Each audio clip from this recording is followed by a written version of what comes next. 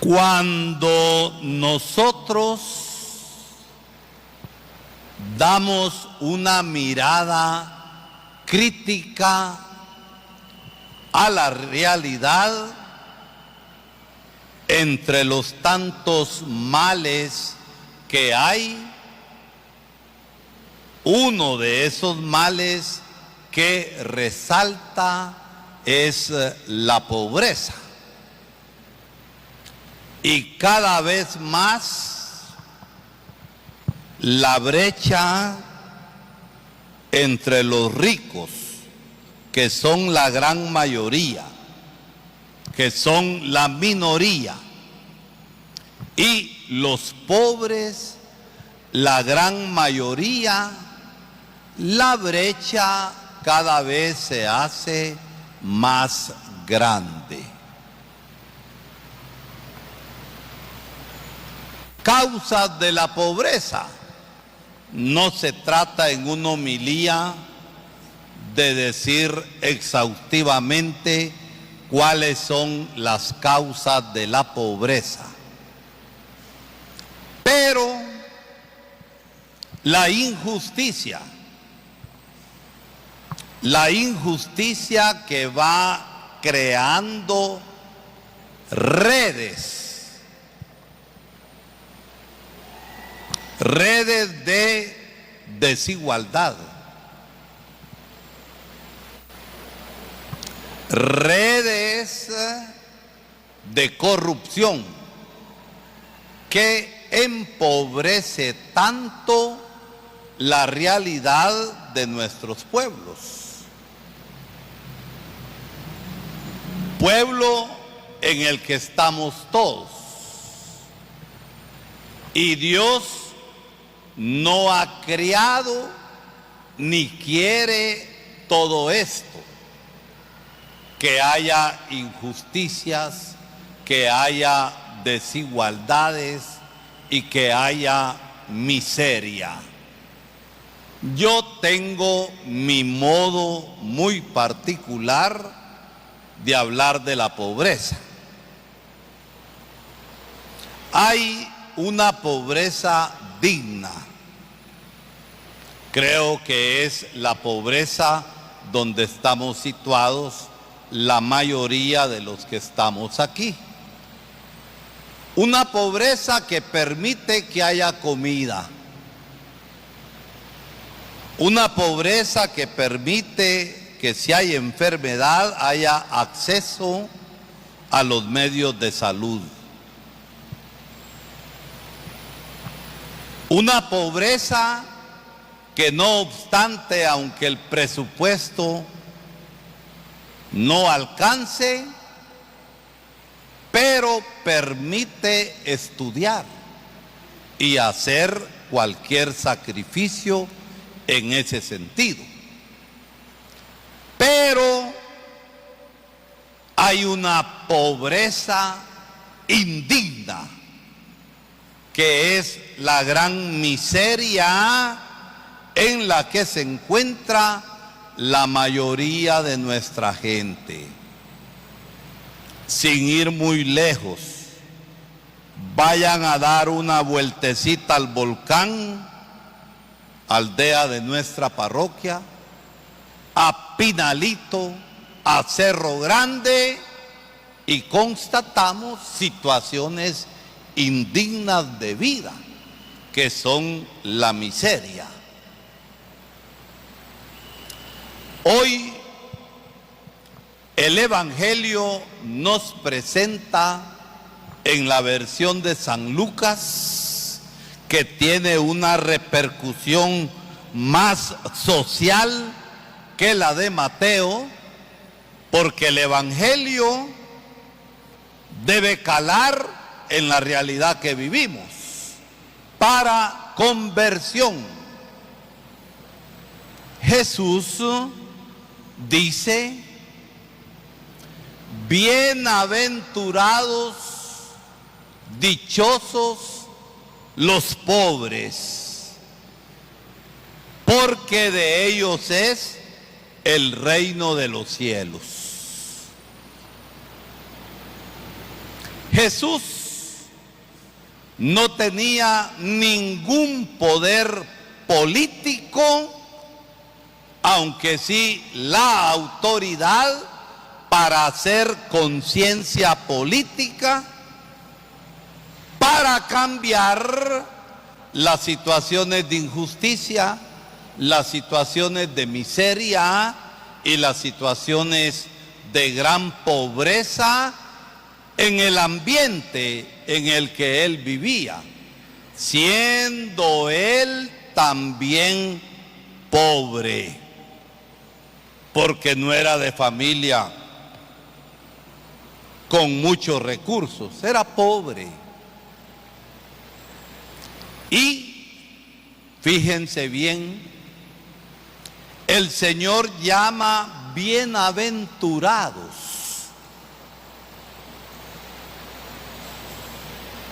a aquellos que, como dice el Evangelio, eran víctimas de tanta injusticia y que no tenían qué comer. Bienaventurados, porque serán saciados.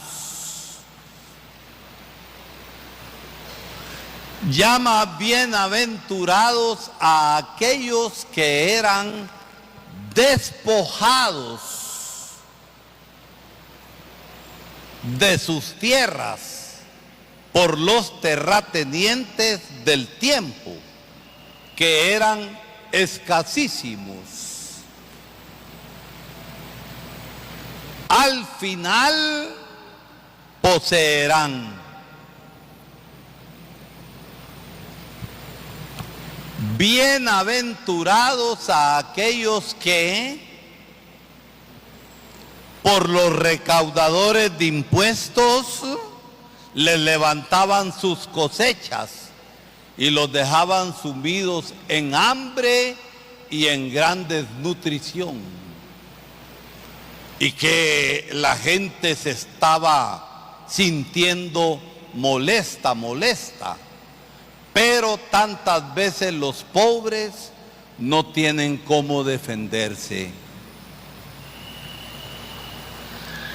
Al final tendrán, viendo la realidad del tiempo y viendo también la realidad nuestra, parece ironía, parece burla lo que Jesús dice, porque la situación es otra. Miren ustedes, ahorita, vayámonos y demos un pasito más lejos. Miren ustedes, los migrantes son delincuentes. Habrá algunos que son delincuentes. Son asesinos, como Trump llama. Y por eso esas leyes severas. Y una cosa sabemos, que Estados Unidos, sin el impulso económico que los migrantes dan, cae. Esa es la realidad. Pero hay que despertar. Hay que despertar. No todo lo que pasa es voluntad de Dios. Y a veces somos tan simplistas para decir que no cae la hoja del árbol si no es la voluntad de Dios. Mentira. Tantos males, tantas injusticias y tantas cosas feas que pasan en nuestro mundo no es voluntad de Dios. Es voluntad de la gente injusta, que, como dice la palabra de Dios, se cierran a su propia carne y confían en la carne. Por eso el profeta Jeremías nos dice hoy duramente: maldito el hombre que en el hombre confía. ¿A qué se está refiriendo? Al hacer razón en su propia carne, que nos impide ver las necesidades de los demás. Qué bueno, según las noticias, que grandes cadenas de tiendas y fuertes en economía, Walmart, McDonald's, Starbucks y otras tantas cosas que hay en Estados Unidos, miren, se han venido a pique. ¿Por qué? Porque la gente consciente se ha dado cuenta, y estas grandes compañías son las que también han apoyado a Trump y a Musk, ese gran rico que le acompaña. Yo pienso que también nosotros, aunque no estemos en Estados Unidos, no hay que ir a comprar nada a Walmart. No hay que comprar nada en McDonald's, que comida hace daño. Ay, yo fui a Estambul y pongo la foto en Facebook. No, hombre, hay que tener conciencia en las cosas. Y la palabra de Dios nos invita también a estas cosas. ¿Por qué? Porque el Evangelio ha de calar en la vida concreta de nosotros. ¿Que a dónde estamos nosotros? ¿A dónde estamos? En el cielo, en un mundo de pecado y de cosas buenas también. Pero nosotros tantas veces nos mundanizamos, entendiendo el mundo como pecado, no como obra de Dios. Jesús, ¿cuál era el poder que tenía? Político, en el sentido de la política injusta y sin vergüenza. No. Jesús tenía el poder de la fuerza de su palabra. Ese era el poder de Jesús. Y los evangelios recogen la predicación, el clamor y los gritos de Jesús en toda aquella área pobre de Israel. Eso recogen los evangelios. Y la fuerza está en su palabra. Entonces parece ironía, burla, que ante los males que provoca la pobreza, Jesús llame dichosos, bienaventurados a los que sufren la gran pobreza. Jesús no tenía los medios para cambiar esa situación. Y miren ustedes, actualmente en los países de América Latina hay tanta influencia religiosa no católica en la política. Diputados no católicos que en las capillas, si son pastores, manipulan la conciencia de la gente para que hayan gobiernos que seguirán con la injusticia. Para muestra un botón,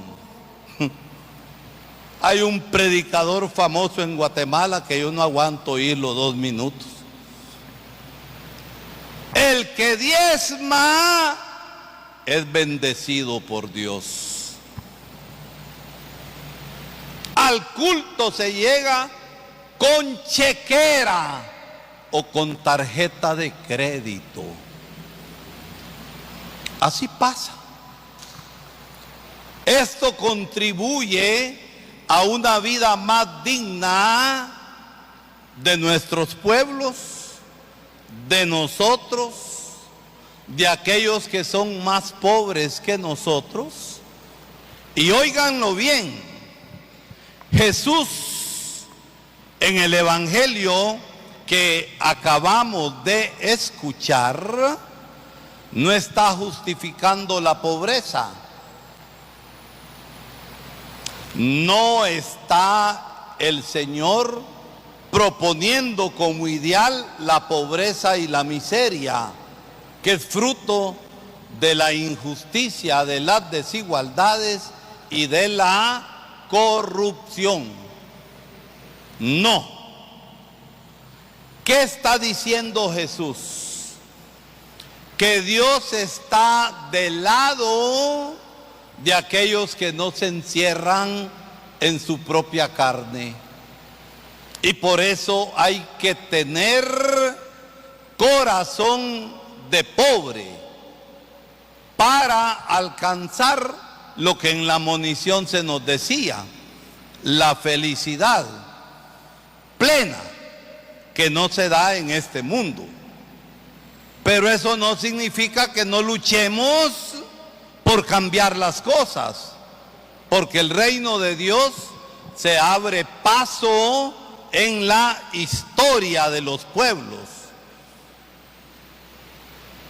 Nos está diciendo que Dios está al lado de los pobres. Nos está diciendo que Dios está al lado de aquellos que no son tomados en cuenta, que está al lado de aquellos que son marginados, que Dios está al lado de los sufrientes. Eso nos quiere explicar el Evangelio. Que Dios cuenta y en su corazón tienen lugar y puesto de preferencia los abandonados de esta tierra.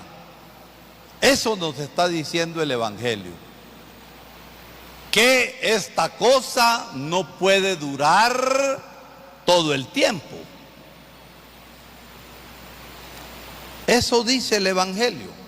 Ahora bien, nuestra situación, la de ustedes y la mía, ¿cuál es? Ahí es donde debe llevarnos el Evangelio.